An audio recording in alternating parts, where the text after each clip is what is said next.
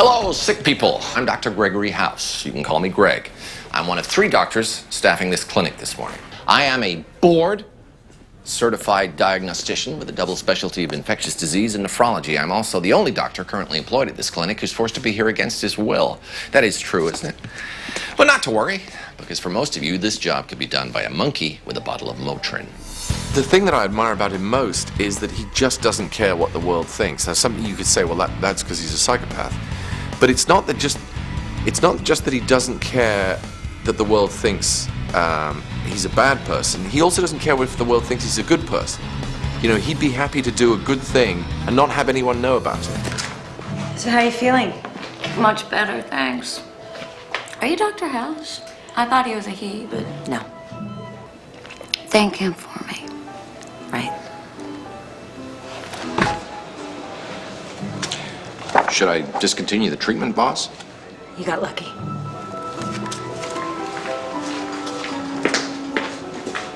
Cool, huh? He's the guy you hate to love, but love to hate, because he says not just what's on his mind, but what's on everybody's mind. A character that doesn't want or require your sympathy is in some strange way a strong character, a character the average person, perhaps the patient, may in the end, as acerbic as he is, look for guidance. I just want to die with a little dignity. There's no such thing. Our bodies break down, sometimes when we're 90, sometimes before we're even born, but it always happens and there's never any dignity in it. I don't care if you can walk, see, wipe your own ass. It's always ugly, always. We can live with dignity, we can't die with it. I wish I could put my finger on exactly what he brought. He just came in and he was House. Not for a moment did he back off on any of the nastiness, and yet at the same time he was incredibly sympathetic. It so freezes up his writers that he can walk into an incredibly dramatic, incredibly heavy scene and make a joke in the middle of it without losing any of the intensity of the scene. That just allows you to sit in the writing room and do whatever you want with that character, whereas frankly, with a lesser actor, he would write it much more on the nose and much more somber, and it wouldn't be nearly as interesting. What will the voters think if they find out I've had a brain biopsy?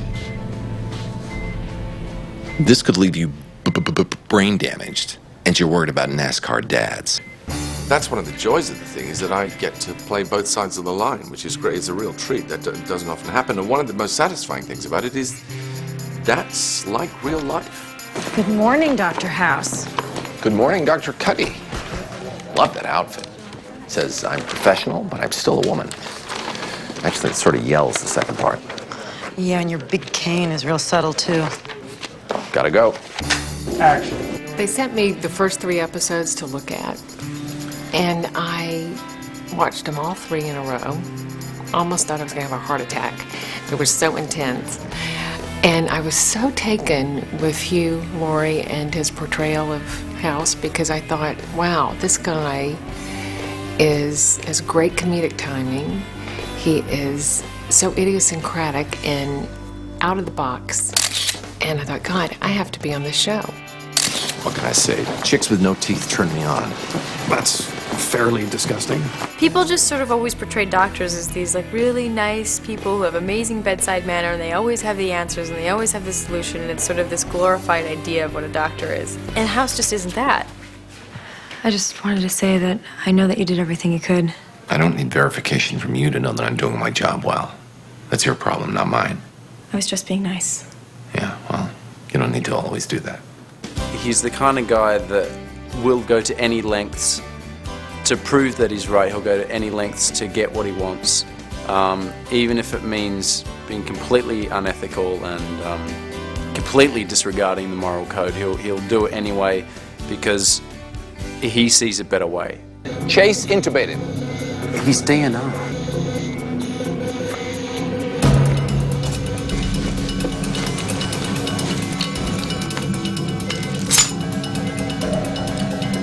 You can't do this. Bang!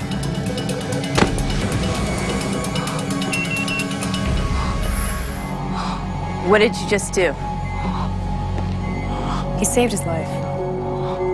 I hope he's indescribable because I hope we take many years to sort of, peel away at who he is. I think he's a really compelling character, and he's a, combination of a lot of different qualities.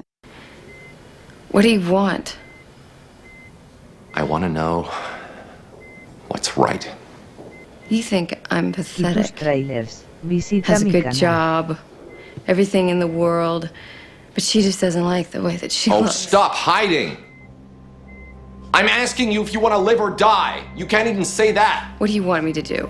Cry? Yes! I want you to tell me that your life is important to you, because I don't know.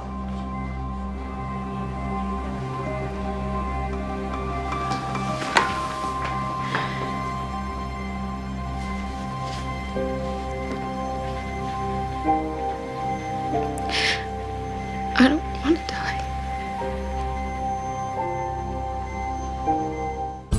Well, he comes up with the goods every time. He's perfectly damaged. He's that guy, I wish I knew then what I know now. He is the guy who, in a sense, knows now.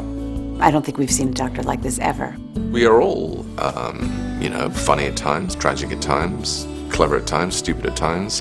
House has all of that in him, and that's the real treat of it. It's the real honor of it, for me. Here we go, ready, and rolling, and action. Actually, it started as a team of doctors trying to diagnose the undiagnosable. What we were trying to do, quite cynically, was to do a cop kind of show in a medical setting. And I felt it was really important that we have a character at the center of it that was interesting and that could delve into the character attributes of the patients and to try and diagnose them through those personal attributes and what they're lying about and what their secrets are. And that's when House came along. And the big green thing in the middle of the bigger blue thing on a map is an island. I was hoping for something a bit more creative. Shouldn't we be speaking to the patient before we start diagnosing? Is she a doctor? No, but everybody lies. When I first received the script to the pilot, which David Shore had written, it instantaneously appealed to me. I feel embarrassed about admitting this, but I think it appealed to me most because I find the character, in certain ways, extremely similar to myself. And when I started turning the pages and reading this character, I immediately said, I have to do this. Are you comparing me to God? I mean, that's great, but just so you know, I've never made a tree. And what was really interesting was Bryan Singer, after working on several movies, had decided there's no way on this kind of production schedule I'm going to hire a non-American actor. Unbeknownst to him, we put in the tape of Hugh, and he literally got out from behind his desk and went around his desk and went right up to the television as close as he could get because he was sort of mesmerized. And I said, see, here's an American actor who's really grasping this character. And everyone's looking at me kind of funny because they all kind of knew he was a British actor.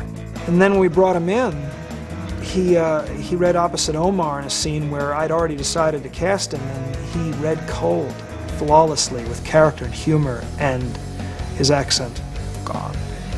Straight American. And I was thinking, This is Dr. House. So yeah, we sort of knew right away. I have no idea whether that story is even vaguely true. I'm still convinced that they went to 45 other people who turned them down flat and said, I'm not going to do it for that money. Or whatever, I don't know. But it sounds good. It's very flattering to think that something I did on screen caught his attention like that. I can't imagine what it was, to be honest. There isn't a treatment for hepatitis E. Either he'll get better on his own or he'll continue to deteriorate. Yeah, I went to medical school too.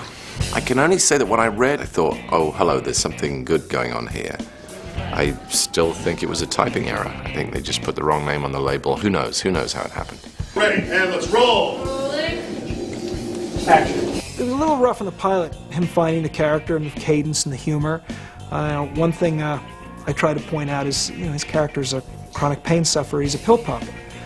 So Hugh said, well, I guess if I pop too much Vicodin or whatever, I'm going to be a bit stoned when I'm working, a bit high. And I'm like, well, no, actually you're in pain most of the time. So when you take a painkiller, it actually makes your job a lot easier. It helps you focus. You may see me reach for this. This is Vicodin. It's mine. You can't have any. And no, I do not have a pain management problem. I have a pain problem. But who knows? Maybe I'm wrong. Maybe I'm too stoned to tell. Brian felt, I think right from the start, very comfortable with this world because of various conditions that he's suffered in his life, he's had to deal with painkillers. He's knowledgeable about them. He actually gave me a Vicodin, my first and only Vicodin, which I have to say is a very enjoyable product. Kids don't use it at home, but if you are in pain, it does the job. And if you're not in pain, it also does the job. That did become the shorthand. Play this like a 3 Vicodin scene, and it's just kicking in now. Anyone here got drugs? I'm extremely proud of the show. I have a tape of the pilot and I show it to my friends and my family. It's not always, in this medium, especially, network television, where you can find something that fulfills a whole other side of your artistic interests, and this does that. I'm extremely excited about it, and I love these characters, all of them. Maybe after a while, when this run stops, I suppose we'll all get a chance to sort of stand back and say, wow, what was that? What just happened? But at the moment, I have seriously, this could all be a con. I'm not even sure it's on the air. And cut. That's a touchdown. Excellent. Cut. Hey, I'm Jennifer Morrison. I play Cameron. We are on the main hospital stage, and we're going to take a little look around. This is one of our many hospital rooms. They all kind of look the same, but we changed the wall colors, because I think that means it's a different floor or something. I don't quite understand it. Oh, it's the Lucas wing. I never really noticed that. But this is the Lucas wing. It's our green operating room. This is actually fairly new. We didn't have this right away. So this is our new high-tech operating room. And we have all these machines that we pretend like we can work. Can't really work them. Couldn't really do a surgery. We do a lot of putting fake dead people, or fake, like, passed out people under here and pretending to surgery them. Anything over 75 That's part of the camera crew. Right now we're shooting in the pathology room, and this is our lab, and I tend to spend a lot of time in the lab. I not only do a lot of research and a lot of technical things, but I have a lot of very personal conversations in the lab. I've noticed this about Cameron. I talk to House about my feelings, I talk to House's ex-girlfriends about her feelings. A lot goes down in the pathology lab. It's Mandy. Hi. She's my wardrobe woman. She holds my lab coat and takes care of me. She's the best. Hi. Steady on the belt, please. Oh, that's the sound guys' cart. They follow us around and they make us wear these mic packs, and they're constantly futzing with their wires. It's all good. They make us sound great. And cut. Well, this is normally Dr. House's office. I guess they're working on some stuff. I'm gonna come in. Normally, his whole thing is set up in here. It's kind of a mess right now. Let's roll. That's House's TV that he watches all his soap operas on. His little old TV. I don't think it works. No. Might not plug it. Whoa, hold it. And this is where we do the majority of our differential diagnosis scenes. And this is the infamous whiteboard. This whiteboard has gone through many metamorphoses. I don't know if that's a word. We originally had a whiteboard that was very shaky and we couldn't write on. And then we had a whiteboard that broke. And then we had a whiteboard that was clear. And now we're back to this whiteboard that's really sturdy. Yeah, we do a lot of trying to write while we're saying big words. And that's usually the hardest part of it. I got the big words down and I got the writing down, but the writing and the big words at the same time can be a problem. Upper and lower GI series. Upper and lower GI series. Oh, God. It was my fault. That's pretty much it. It's just our hospital. So I think Lisa's going to show you the other stage where we have the administrative offices and the clinic. So that's our hospital. Hi, I'm Lisa Edelstein, and welcome to the set of House. Not a real garbage. Anyway, this is one of our patient exam rooms. All right, let's all find a spot and settle in. Let's be ready now. We spend some time here mostly pretending to be doing things. I had to do a hemorrhoid examination in here, for example, which, of course, we had to do just for the actor to really understand what the experience was. It's just something that we do around here. Come on.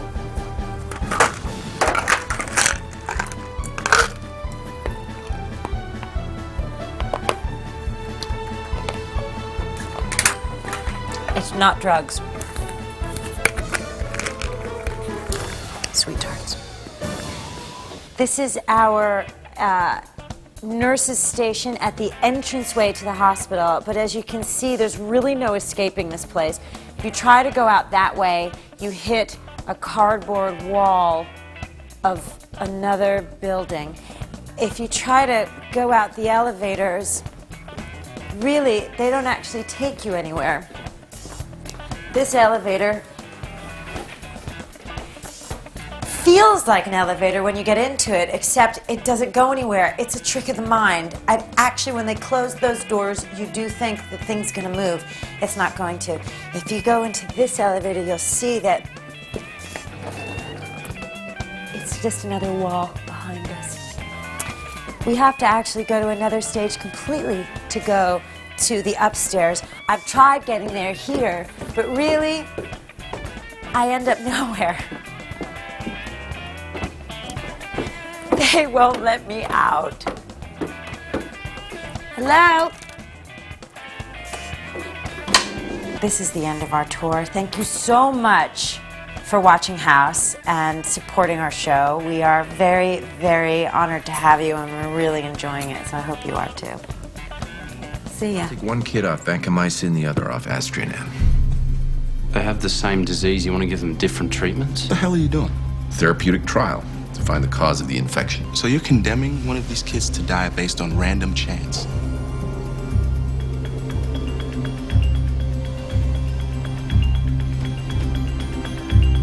I guess I am.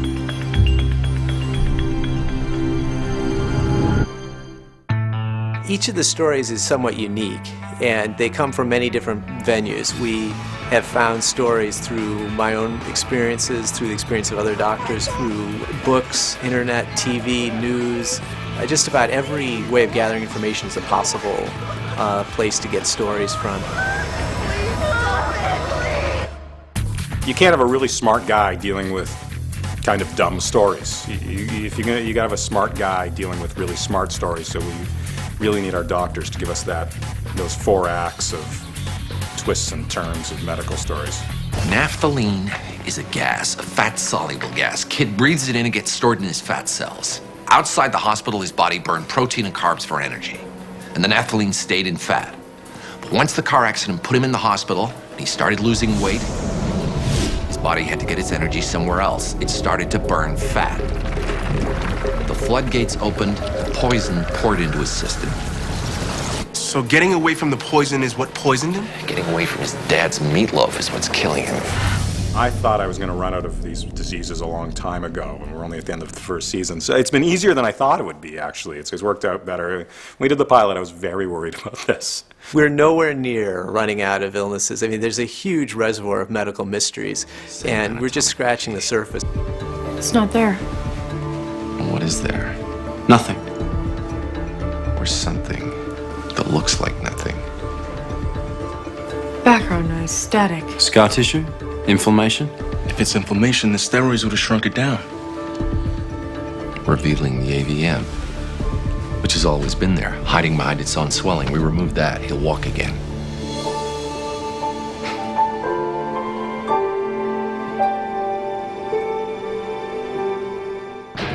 Each of the actors on this show is very interested in portraying a doctor in an accurate way, and portraying it in a way that is believable both to lay people watching the show and to medical professionals, whether it's tapping a knee for a reflex or putting in a central line or doing laparoscopic surgery. Everybody wants to make sure that they're doing things correctly and that they know that what they're doing is in fact will be recognized as being correct and accurate. We should stop the antibiotics. It's too soon to say they're not having an effect. They're having an effect. His BP's falling fast. There's fluid filling his lungs. His creatinine is rising.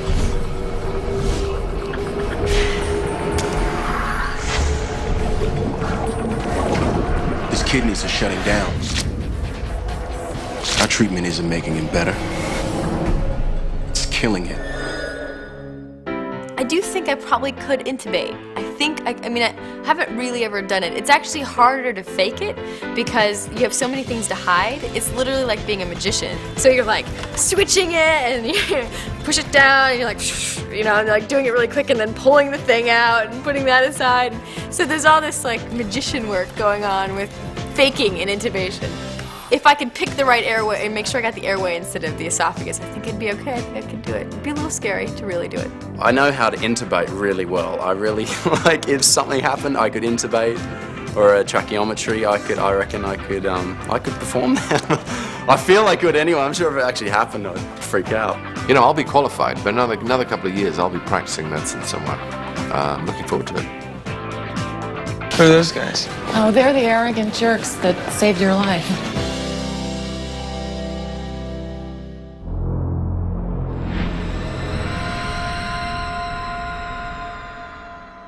I'll have a huge scar.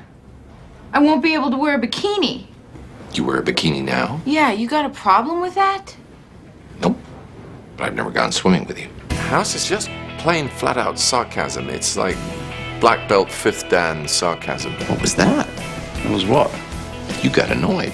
That was clearly an annoyed face. I get annoyed by glib remarks about our futures. But last week you didn't get annoyed. You made poopy in your pants. The chicks dig this better than a puppy. People used to have more respect for cripples, you know. They didn't really. You see a good line, a good house line, you think, I just gotta not get it wrong. Just don't drop it. How are you hitting yourself, though? Is it an open hand or a fist? Open hand. Well, that's how they teach it at Harvard Med. How hard, though? I'm sorry, I missed that. Could you do that again? I've had a few moments with Hugh saying things to me that I just lost it completely. I had giggling fits that took several minutes to stop. Wow. Well, you've certainly given me a lot to think about. If only I was as open as you. Well, actually, it was your blouse I was talking about. It's really like he has digs at me because I'm Australian, and like any Australian, like they get really against it if you tell an Australian they're British. It's like telling a Canadian they're American. It's like you just don't go there. Minimal at best. The poison's broken the blood-brain barrier. I assume minimal at best is your stiff upper lip British way of saying no chance in hell. I'm Australian. You put the Queen on your money. You're British. A lot of the cuts that are really funny are what he does to Foreman. He knows more homeless people than any of us. Go check out The Hood, dog. The best houseism is just that everyone lies. And actually, we're filming an episode right now where, he's that question is brought up. I thought you said everyone lies, and he says, "Well, I lied." And so it's always. I think his isms are going to change. He just rolls with the punches and does what works. What? You're orange, you moron. It's one thing for you not to notice, but your wife hasn't picked up on the fact that her husband has changed colors. She's just not paying attention. He's the guy who's going to be a jerk to you, abrasive to you, and save your life. Are you trying to talk me out of my faith? You can have all the faith you want in spirits and the afterlife and heaven and hell. But when it comes to this world, don't be an idiot. Because you can tell me that you put your faith in God to get you through the day, but when it comes time to cross the road, I know you look both ways. I don't believe he is inside me and is going to save me. I believe he is inside me whether I live or die. And you might as well live. Got a better shot betting on me than on him. He's a guy who doesn't care what anybody thinks of him, and we all do care that, and we all should care a little less. On a certain level, I do wish I could be that free. I just wanted to... You're welcome again. I want you to know how much I... Got it. You're grateful. Apparently you seem to think it'll mean a lot to me to know that. I'm just looking forward to reading the T-shirts. I'll be going, that's a funny line. Oh, I said that. No, I said that. That's one of, yeah. You're reading a comic book. And you're calling attention to your bosom by wearing a low-cut top. Oh, I'm sorry. I thought we were having a state the obvious contest. I'm competitive by nature. My appearance, but things are not Y tus trailers. Visita mi canal. Anyway. I was expecting you in my office 20 minutes ago. Really? That's odd, because I had no intention of being in your office 20 minutes ago. What, you think we have nothing to talk about? No, I just can't think of anything I'd be interested in. I sign your paychecks. I have tenure. Don't you gotta grab my cane, stop me from leaving? Well, that would be juvenile, wouldn't it? I can still fire you if you're not doing your job. I'm here from 9 to 5. Your billings are virtually non-existent. Rough year. You ignore requests for your consults. I call back. Sometimes I miss Donald. You're 6 years behind in your obligations to the clinic. You see, I was right. This does not interest me. 6 years times 3 weeks, you owe me better than 4 months. It's 5 o'clock. I'm going home. You know, the only reason I don't fire you is your reputation is still worth something at this hospital. Excellent. We have a point of agreement. You won't fire me. Your reputation won't last long if you don't do your job. All I want is for you to do your job. But as the philosopher Jagger once said, you can't always get what you want.